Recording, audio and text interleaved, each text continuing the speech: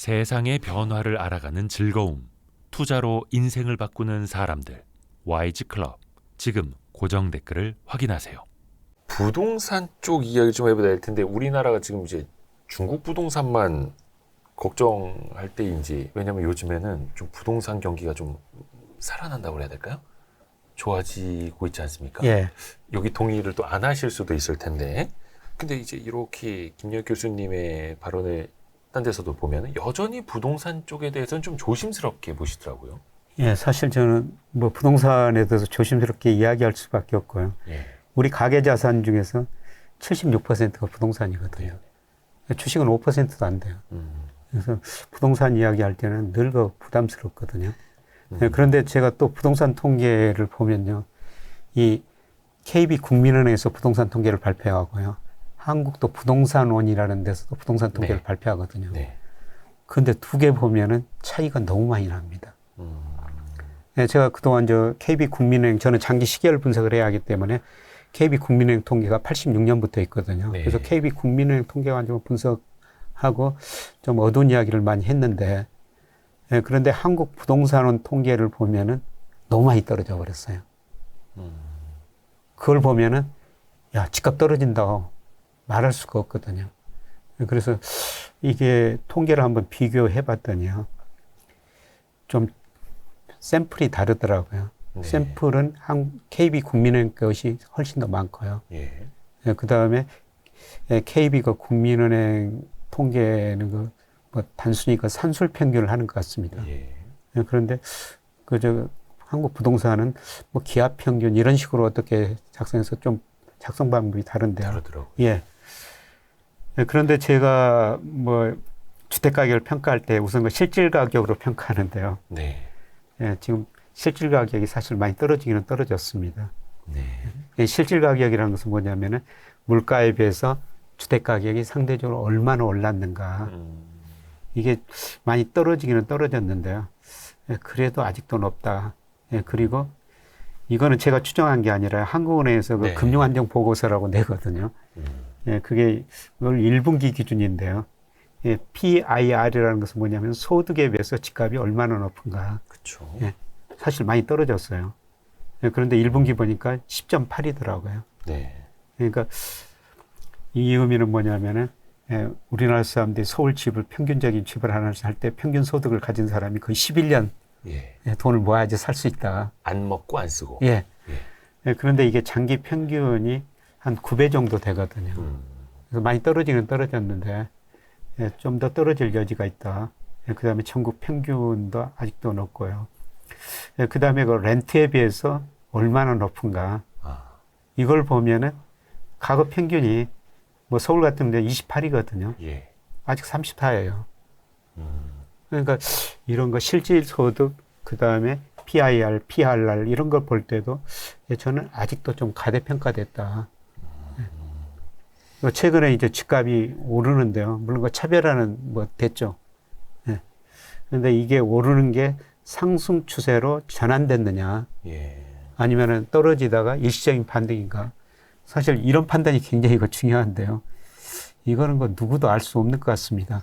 예, 그런데 저는 주택 가격을 결정하는 요인을 보니까요. 네. 이거는 사실 VR 모형이라고 제가 일반인들한테 쉽게 설명하기는 네. 쉽지 않습니다만은 이거 벡터 오토 리그레션이라고 하고요. 이 모델 가지고 분산 분해를 하면은 부동산 가격에 어떤 경제 변수가 영향을 많이 미치는지 이걸 알 수가 있는 거거든요. 이게 전부 합치면 100인데요. 네. 이 초록색 부분이 부동산 자체예요. 예. 그러니까 모든 가격은 한번 오르기 시작하면 상당 기간 같은 방향으로 오른다는 예. 거죠.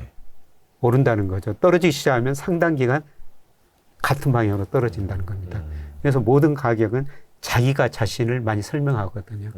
뭐 주가도 그렇죠. 한번 떨어지기 시작하면 상당히 오랫동안 떨어지고 오르기 시작하면 상당히 오랫동안 오르고요. 네. 우리 경기 사이클도 그렇지 않습니까? 경기가 저점 치고 확장 국면에 들어서면요. 평균 33개월 확장 국면이었어요. 네. 그다음에 수축 국면은 평균 18개월이었습니다. 그러니까 모든 경제 변수가 한 방향으로 방향을 바꾸면은 상당히 오랫동안 자기 방향으로 간다는 겁니다. 예, 그런데 이제 나머지 뭐가 경제에 영향을, 그 집값에 영향을 많이 미치는가 제가 분석해 봤을 때요. 네. 금리, 대출 금액보다는 이 경기, 빨간 선으로 표시하는 게 경기를 나타내는 동행주 순환 변동치인데요. 네. 이게 부동산 가격에 집값에 금리보다 더 많은 영향을 주거든요. 아, 지금 다들 이제 금리 때문에 이자 부담 커져 있는데 그것보다 예, 경기 상황이 어떻느냐에 따라서 더 영향을 많이 받는다. 예, 그렇죠. 쉽게 말씀드려서 경기가 나쁘면은 우리 임금 안 오르고 일자리 뭐 예. 많지 않고 예. 소득이 안 늘어나는 거죠. 예. 예, 그래서 제가 분석해 보니까 집값에 영향을 미치는 가장 중요한 요소가 이 경기라는 겁니다. 경기 중에서 현재 경기를 나타내는 동행주 순환 변동치거든요. 이게 설명력이 굉장히 커요. 현재의 경기. 예. 그런데 중요한 거는 동행지수 순환 변동치가요. 좀 하락세라는 겁니다. 아직 끝이 아니라는 거죠. 네. 그래서 아까 뭐 제가 선행지수는 좀 오를 수 있습니다만은 선행지수가 오르고 난 한참 뒤에 동행지수 순환 변동치가 오르거든요. 예. 예, 그런데 아직은 현재의 경기는 굉장히 나쁘다는 겁니다. 이게 제가 예측하면은 뭐 내년 1분기까지는 이게 더 낮아지는 걸로 나와요. 예, 그래서 동행지수가요. 예, 이런 의미에서 저는 예, 최근에 그 집값 상승이 뭐 추세적인 상승면이 아니라 네. 뭐 너무 많이 떨어졌기 때문에 단기적으로 많이 떨어졌기 때문에 일시적인 반등이 아닌가. 예, 다시 한번 떨어질 수 있다. 예, 그리고 재밌는 거는 그 한국은행에서 그 소비자 심리 지수라는 걸 매월 발표하는데요. 예, 거기에 보면은 그 주택 가격 전망 지수라고 네, 있어요. 네, 네. 예, 그게 그거는 국민들이 답하는 거죠. 그렇죠. 소비자들이 예, 소비자한테 물어봅니다. 앞으로 12개월 후에 집값이 오를 것 같냐, 떨어질 것 같냐. 네. 근데 이것도 최근에 급격하게 올랐더라고요. 그게 작년 11월에 67인까지인가 떨어졌어요. 네. 예, 그런데 최근에 100이 넘어버렸습니다. 예. 지금 오른다고 생각한 사람이 떨어진다고 생각한 사람보다 더 많다는 의미입니다. 심리 많이 개선됐어요. 사람들의 심리는 또 훅훅 쏠리니까요. 예. 근데 이걸 제가 시차 관계를 분석해 보니까요. 네. 한 이 심리 지수가 실제 가격이 한 13개월 정도 선행하더라고요. 작년 11월에 이게 저점이 쳤으니까 13개월 따지면은 네, 뭐 내년 상반기 어느 무렵에 네. 집값이 예, 저점이 나타날 수 있다. 그런 네. 생각을 하는데 예, 제가 보는 지표로는 이번이 완전히 상승 추세로 전환된 건 아니고요. 네. 예, 그리고 상승 추세로 전환됐다고 그러더라도 지금 일부 저 아파트 가격 사상 최고치 기록하고 있다는데 그거는 예. 일부고요. 예, 저는 평균적으로는 올라도 많이 못 오를 것이다. 예, 그동안 우리가 그 가계 부채가 높다, 인구 고령화된다, 이런 것 때문에 집값이 떨어진다고 그러는데 집값이 올랐던 이유는 소득이 증가했고, 예, 그 다음에 가구 수가 꾸준히 증가했거든요. 예, 그런데 소득 증가 속도가 많이 둔화되고 있어요. 우리 잠재 성장률이 2%, 1% 후반으로 진입하고 있는 만큼, 네. 예, 저는 머지않아 우리 잠재 성장률 0%대 진입하리라고 보고 있거든요. 예, 그리고 가구 수는 통계청 추계입니다만은 2029년의 정점이에요. 얼마 안 남았다는 겁니다. 이런 걸 생각하면은 뭐 평균적인 개념인데요. 저점을 치고 올라가더라도 저는 빠른 상승은 아니라고 보고 있습니다. 예, 물론 뭐 늘 그 부동산 전문가들이 이야기하죠. 뭐 부동산은 첫째, 둘째, 셋째도 위치다. 차별화는 더 심화될 거예요. 네. 그러니까 저성장은 제가 우리 잠재성이 2%로 떨어졌고 그 밑으로 떨어진다고 말씀은 저성장은 한마디로 차별화거든요. 네네네. 앞으로 차별화는 더 심화되는 시기가 오긴 올 거예요. 그러면 지금 말씀해 주신 게 결국에는 경기랑 동행할 수밖에 없다. 집값은. 예, 그렇습니다. 근데 그러면 또 반대로 아까 경기 순환 경기 선행지수 순환 예, 변동치가 그래도 이제 그건 올라가기 시작을 했으니 예. 그럼 여기에서 시차가 얼마일지는 모르겠습니다만 기다리면은 그래도 부동산도 좋은 시절이 온다라고 볼 수 있지 않을까요? 예, 그렇습니다. 예, 제가 사이클을 분석해 보면요. 주식 사이클이 제일 앞섭니다. 네. 예, 주가가 오르면은 이제 시차를 두고 현재 경기도 좋아지죠. 네. 예, 그리고 경기가 좋아지면은 사람들이 소득도 늘어나고 경기가 좋아지면 물가도 오르니까 예. 부동산 가격도 오르죠. 예, 그래서 뭐 다시 그 부동산 가격 오를 수 있다고 생각하는데요. 근데 문제는 지난 2018년, 19년, 2020년 뭐 엄청 올랐지 않습니까? 네. 이제 절대적인 가격 수준이. 예, 예. 네. 그 정도까지 빨리 오르기는 힘들다. 아까 말씀드렸습니다마는 예, 갈수록 저 소득 증가 속도가 둔화되고요. 뭐 서울의 경우는 머지않아 뭐 가구 수가 정점을 칠 거라는 겁니다. 예. 그래서 저는 뭐 과거 같은 이렇게 급등 현상은 예, 힘들다 이렇게 지금 보고 있고요. 그러니까 반등까지는 오케이. 예, 예. 하지만 과거 같은 대세 상승이나 사람들이 막 조바심을 내야 되는 그런 시장은 오기 힘들다. 예, 그렇습니다. 예, 그냥 뭐 소비자 물가 상승률 정도로 평균적으로 오른다. 예, 그런데 이제 뭐 소비자 물가가 올해는 뭐 한 3.5% 정도 오를 것 같습니다만은 뭐 내년에는 뭐 2.5%, 그 이후로는 저는 뭐 2% 안팎이라고 보고 있거든요. 그러니까 소비자 물가 상승 예를 들어서 부동산 값, 아파트 값이 1년에 2, 3% 오른다. 예, 예. 근데 하지만 사실 그게 막 주간 단위로 0. 몇 % 올랐습니다. 신고가 경신합니다. 막 헤드라인 작성하고 하면 또 사람들은 집값 올랐네. 예, 이럴 텐데요. 예. 그래서 참 이게 어렵죠. 심리 예. 때문에. 요즘에도 그래서- 보면은 네, 말씀해 주십시오. 예, 사실 그거는 일부 지역이거든요.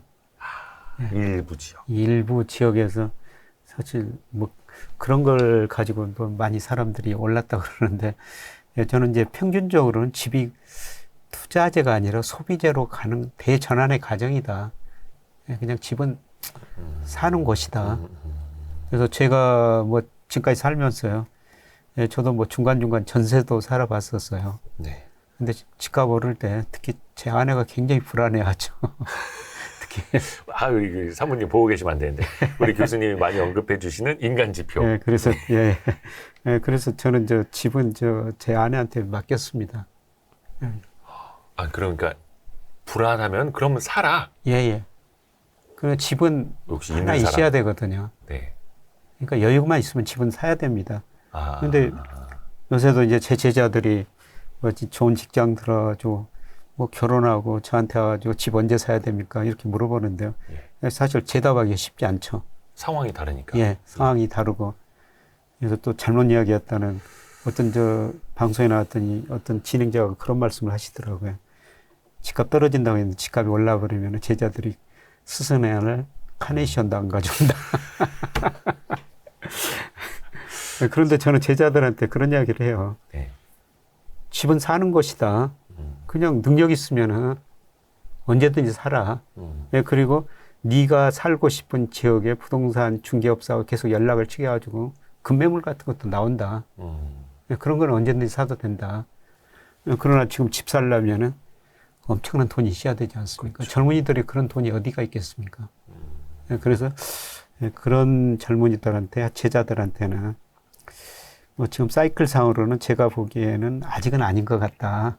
좀 더 여유 있게 기다려 보자. 우선 뭐 전세, 월세도 한번 살아봐라.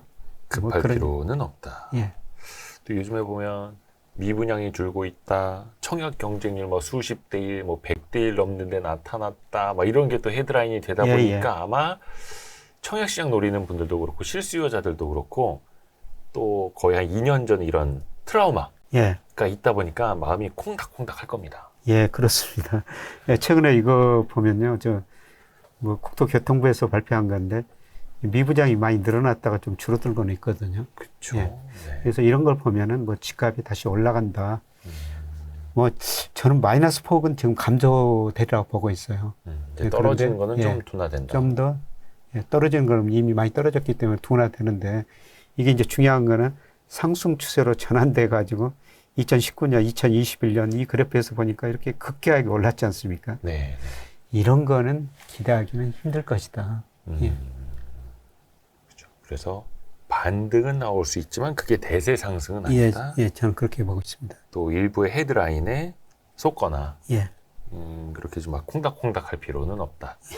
라는 게 우리 김용희 박사님의 말씀이셨고 오늘 그 중국, 미국 부동산 주식까지 많은 이야기 해주셔서 너무나 감사드립니다. 예, 늘 말씀드리지만은 뭐 제 견해니까요. 네. 예, 뭐 참고만 하시고. 그렇죠. 뭐 맞을 수도 있고 틀릴 수도 그렇습니다. 있고 예. 참고를 하시는 거고 또 본인의 판단을 하시고 예, 예, 예. 항상 주관을 갖고 투자를 하셔야 되는 거고 또 우리 가짜 김영희 페북, 카톡 뭡니까? 또 뭐 인스타도 있을 수 있고요. 뭐 스레드 있을 수도 있고요. 예. 예. 제가 요새 가장 좀 조심하시길 힘든 바랍니다. 거는 예. 예, 제가 이제 6월, 8월에서 주가 조정을 보일 것이다. 예. 이런 말씀을 드렸더니 어떤 분들은 주식을 다 파셔버린 거예요. 아. 그리고 제가 생각한 것보다 지금 안 떨어지고 있다. 네가 예상한 것보다 안 떨어지고 있다. 그래가지고 특히 어르신들이 이 손편지를 보내오시거든요. 네가 6월, 8월에 주가 조정을 보인다니까 다 팔았다. 근데 그렇게 안 떨어지지 않느냐. 그래서 또 일부 종목은 최근에 좀 종목별로 차별화가 심화돼가지고요. 많이 올라버리지 않습니까? 그런 종목도 아마 파신 것 같아요. 그러면서 굉장히 좀 원망하는 손편지를 저한테 보내시는데 어렵습니다. 참 어렵습니다. 근데 이게 사실 경제를 전망하는 것과 실제 자산을 운용하는 것, 그 우리가 뭐 이건 경제 용어로 샤워실의 바보라고 예. 하는데 뜨거운 물, 찬물 막 예. 이러면 안 되듯이 예. 지금 차 약간 좀 왼쪽으로 가셔야 됩니다. 근데 차선 변경을 이렇게 꺾어버리지는 않지 않습니까? 예, 그렇죠. 차가 전복이 되는 거니까. 예. 근데 이게 투자하시는 분들은 이 매수 매도 버튼이 너무 이제 간결하게 돼 있다 보니까 김효익 교수가 약간 1차선으로 붙으라 그랬어? 확! 바깥 차선으로 빠지라 그래서 확! 그러시면 안 됩니다. 그래서 제가 드린 말씀은 비중을 좀 조절하고 줄이시라는 이런 말씀을 드린 거지. 네네네. 그걸 다 서서히. 파라는 말씀은 아니거든요. 서서히. 예, 예. 그래서 아마 많이 보시는 분들이나 뭐 투자나 이런 시장 익숙하신 분들은 그게 이제 체득이 되어 있을 텐데 그것도 그렇지 않습니까? 또 전망이 바뀔 수도 있는 거고. 네, 그렇죠. 지난번에 1월에 나오셨을 때랑 또 지금이랑 또 말씀이 달라지신 부분도 예. 있는데 그때 거 단편적인 것만 예, 보고 예. 저 사람 그 기억 가지고 지금까지 오면 또 틀릴 수도 예, 있는 그렇죠. 건데 예. 그리고 또 이 유튜브가 어려운 게 뭐냐면요. 항상 이 촬영 날짜랑 예. 업로드 날짜를 안 보시는 분들이 계십니다. 예, 예. 그래서 그게 최신 버전인 줄 알고 작년 거, 올해 초 거를 보시고 현재 거라고 보시는 분들이 간혹 계세요. 예, 예, 그래서 그렇죠. 항상 업로드 날짜, 그리고 저희는 항상 그 더보기란에 촬영 날짜를 쓰거든요. 예, 예. 또 요즘에 과거 영상을 또 다시 올리는 이제 업로더들도 있을 수 있으니까 항상 헷갈리시면 안 돼요. 그래서 이게 또 유튜브에 하는 것도 이렇게 참 먹고 살기가 힘듭니다. 어렵습니다. 그래서 오늘도 지혜로운 말씀 같이 나누셔서 너무나 감사드립니다. 예, 교수님. 불러주셔서 고맙습니다. 고맙습니다, 교수님. 고맙습니다. 감사합니다. 예.